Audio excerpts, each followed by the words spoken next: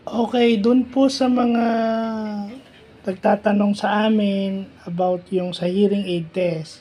Kapagka 1 year, 'pag meron na po siyang previous result, 'pag halimbawa po, nagpa-hearing aid test na siya dati, may resulta na siya at umabot na po ng 1 year, yun po ay hindi tatanggapin na ng ENT. Kasi kailangan po yung medical certificate po ninyo is tatanggapin within the year, hindi po 1 year ago. Kasi po, hindi na po madedetermine yung hawak nyong test kung kayo po na tuluyan ng nawala ng pandinig o mahina pa rin yung pandinig nyo.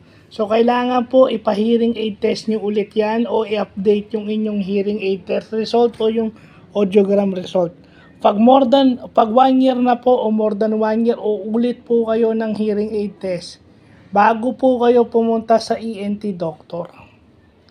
So, yun po Kasi po ang tinitignan dyan sa 1 year na yan, sa 1 year duration na yan, yung severe hearing loss at yung profound hearing loss.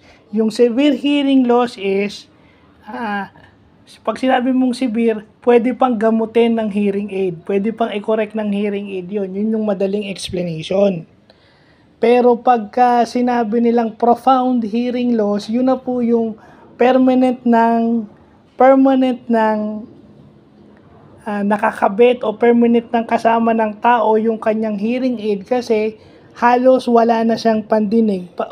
Wala na siyang pandinig o wala na siyang nadidinig kapag wala yung kanyang hearing aid. At yun pong mga tao na yun ay hindi na dinadala sa mga maiingay na lugar. Sensitive na po sila sa noise. Baka po sila madamage lalo yung kanilang tenga pag yung hearing aid nila ay nakatanggap ng sobrang ingay o sobrang decibel na pag-ingay kasi hindi na ho in normal range yung kanilang pandinig. Ang normal range lang ho ng pandinig is 20 to 20,000 hertz.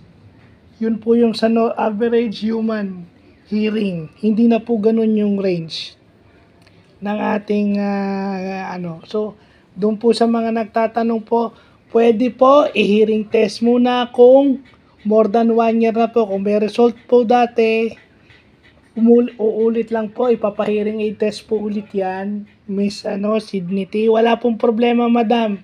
Kung sino po yung maisasama natin bukas o sa Thursday, kasi malalaman ko pa po bukas, ngayon yung availability ng sasakyan. So kung po pwede po, dalhin na po lahat yan, yung maisasama at yun na po. Yun na po yung maisasama po, kung maisasama na, isama. Yung iba po, to follow na lang. To follow na lang po yung iba. Para po may time pa silang mag-avail ng mga requirements na kailangan for hearing aid po. So, yun lang po.